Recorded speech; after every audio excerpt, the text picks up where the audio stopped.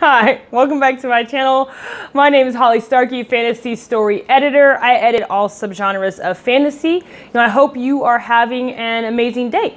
So this is the fourth time I've tried creating this video. First time, bookcase that I set my tripod on collapsed. Second time, my camera ran out of memory. The third time, my tripod collapsed and the camera went flying.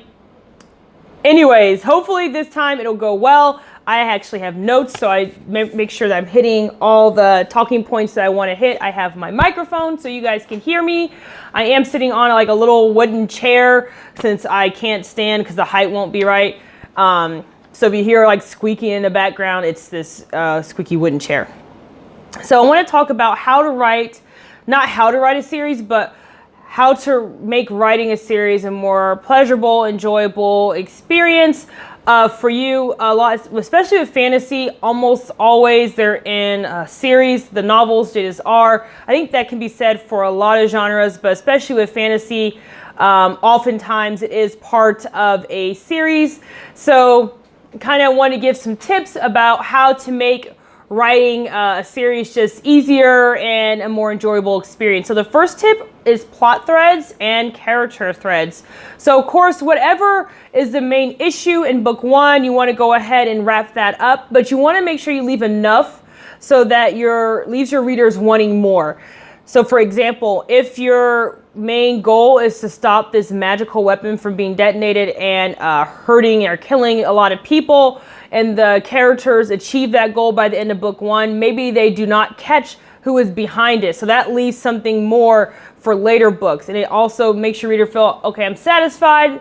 The story's over. The big issue they addressed in the story has been completed.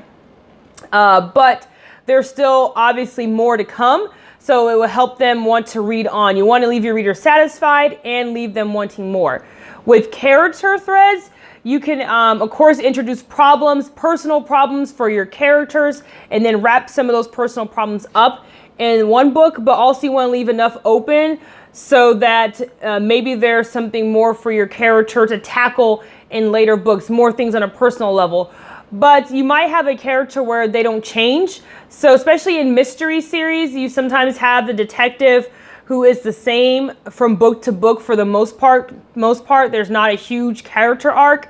But you can also introduce threads from their past as a character thread. So they can have in each book something from their past can come up, and that will connect with the plot and also help make the reader be like, oh, I know this character, but there's still some things to be learned about this character for each book. You can reveal things about them in each book without necessarily changing who they are or creating a huge character arc.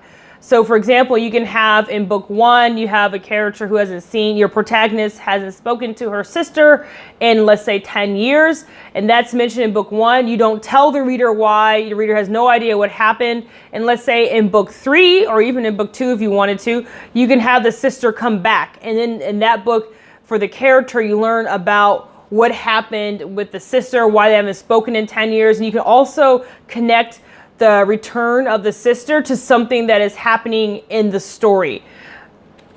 So there's some things to think about. Keep those plot and character threads, close some for every book, but leave some open so you leave your reader satisfied and wanting more, okay? And the second thing I want to talk about is a story world Bible. I know either I've had writers who love it and writers who hate doing that. So if you love it, great. If you don't like it, let me tell you why it can be helpful for you. When you're writing fantasy, and this can apply to any series, but especially with fantasy because the story worlds are so large and there's usually a ton of plot threads, like dozens of plot threads going on with characters and also, of course, with the plot itself. So you have a lot of threads you need to keep track of and tie up and make sure you've tied up all those loose ends at the very end of the series, or maybe just leave a few open because you're thinking maybe I will return to this series or story world. Having that world Bible is super helpful because you can keep track of major things that have happened in your world and also small things that may become important later on. And it'll help you not to have to comb through with a fine-tooth comb through every single book every time you do a new book in the series.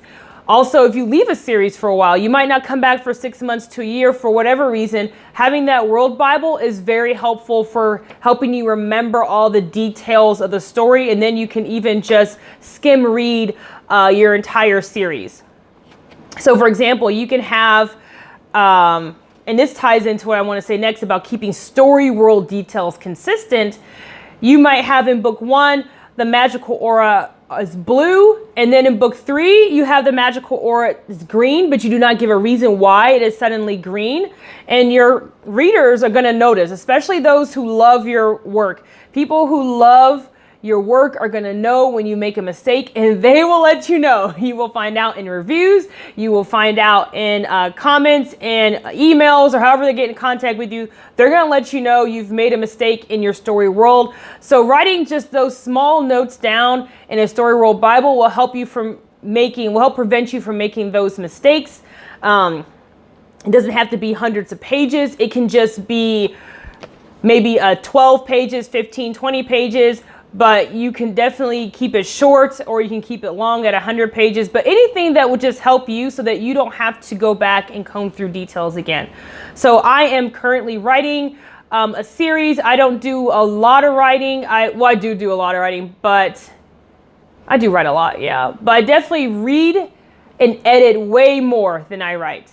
But in my current series that I'm working on, I do have a Story World Bible, and under my characters, I have character details. So I have a character Ravi. It says his name Ravi. Underneath it says book 1, and it has the details about him that I've revealed in book 1. Of course, what he looks like, his some of his family background, some conflict going on between Ravi and his husband, and his strengths and his weaknesses. And then I did the same for book 2. Underneath Ravi's name, some information I revealed, so I know what character threads are attached to him and what plot threads are connected to him. And I know what I've already said and what I haven't said. And also I have under his name character goals, because for this character I have a character arc. So I'm going somewhere very specific with him, and I want to make sure that in every book I'm moving closer and closer to that goal. So I have it outlined in my Story World Bible. Your Story World Bible does not have to be that detailed. You can have underneath character,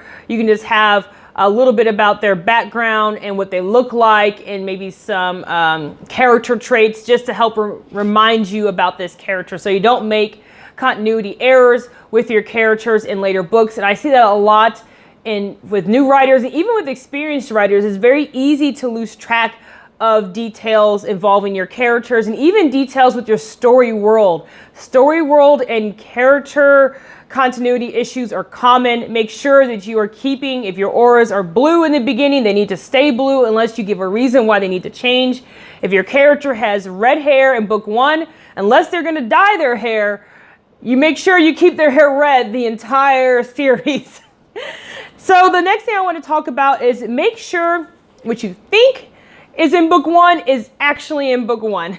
Because a lot of times when you're brainstorming and you have many drafts and the story goes through several edits, there are scenes that are cut and scenes that are added, and you might not remember a certain scene that has been cut or that has been added, and you might think as you go to book 2 you want to build on a scene that was in book 1, but then you realize maybe towards the end, oh, that actually didn't happen in book 1, I did it a different way. Or maybe you don't realize it and you publish it, and then you get some negative feedback from your readers.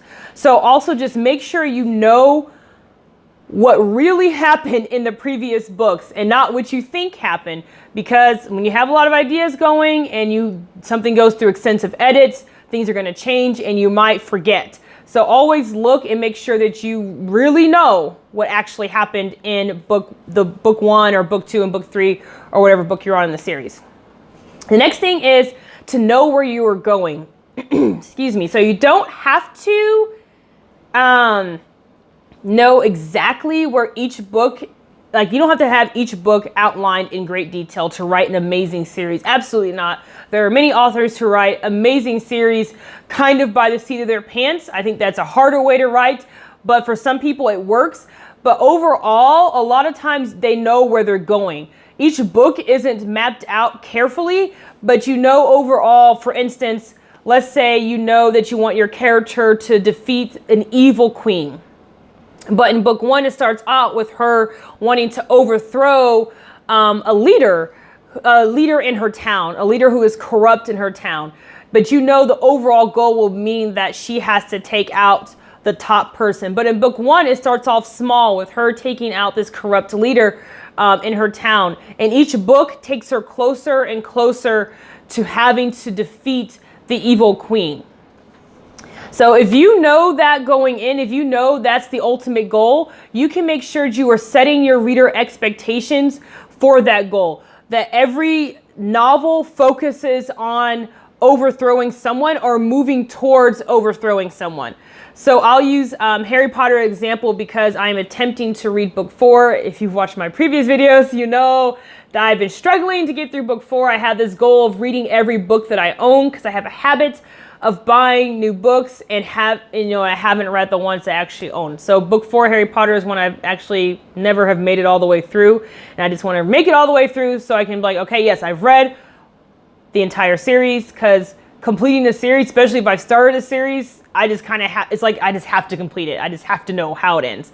Even if it gets terrible, I'm like, I'll keep giving it just a couple more books just in case it gets better. So, but I'm going to try to get through Harry Potter book 4. But anyways, she starts the story off in book 1 with making, defeating Voldemort the issue, kind of indirectly, because, he has this professor that is a bad professor, and, you find out this professor is working with Voldemort. So Voldemort is directly or indirectly the main problem of all her books. And it starts off that way in book 1, and she keeps that going through all the books. Now, she decided to make a change in book 3 and have Voldemort is in book 3. He is connected somehow, but that whole thing becomes sidelined, and Harry is more focused on becoming the best kid in his class. The readers will kind of feel a little betrayed. They'll feel like you didn't set their expectations correctly. The story is going places they're not interested in it because it's just changed so much from how it was set up in the beginning. So your overall story goal doesn't have to be mentioned in book 1, but you do need to be working towards it. You need to be steering your reader towards that goal. Your characters, you need to be steering them towards that goal as well, so that every book moves closer and closer to that goal, or whatever that ultimate goal is of your story world. So the last thing I want to say about writing a series has nothing to do with editing or writing, but it's to do with how you market your book. So I have an example here from the pile of books that have fallen during that bookcase collapse. Okay. And that is with covers. So I'm not a cover designer. I do not design covers, but I do know a good cover when I see one. But you want to make sure with a cover that your covers are consistent, that they look like they belong in the same series. So let's see if you guys can see this. These are 2 books, The Warlock and The Enchantress. These are beautiful covers, but you can see they are different and yet very similar. So even if I just at a glance, I can tell at a glance that these are in the same series. The designs are so similar. And who is the artist actually? Michael Wagner. I don't know how much he costs or if he does commissions, but he does some beautiful work. I would say it is gorgeous. I have no idea how much something like this would cost. Probably like $1,000, maybe even more. I don't know. I don't know how much book covers like this cost. But anyways, Michael Scott's series, The Secret of Immortal Nicholas Flamel, each book has the covers do look different, but they also look similar, so that you know from a glance this is the same series. You want to make sure that your covers are like that, so when your readers are looking through the virtual or physical shelves, they can tell at a glance, okay, this is part of her Magic Blood series, or this is part of her Fallen Angel series or whatever, because the covers all look similar. So those are just some tips I wanted to share with you on how to make your series writing experience more pleasurable, more enjoyable. So I hope this video was helpful. Again, my name is Holly Starkey, a fantasy story editor, and I make new videos daily about writing and sometimes about editing and maybe even in the future book review. Anyways, I will see you in the next video. Bye.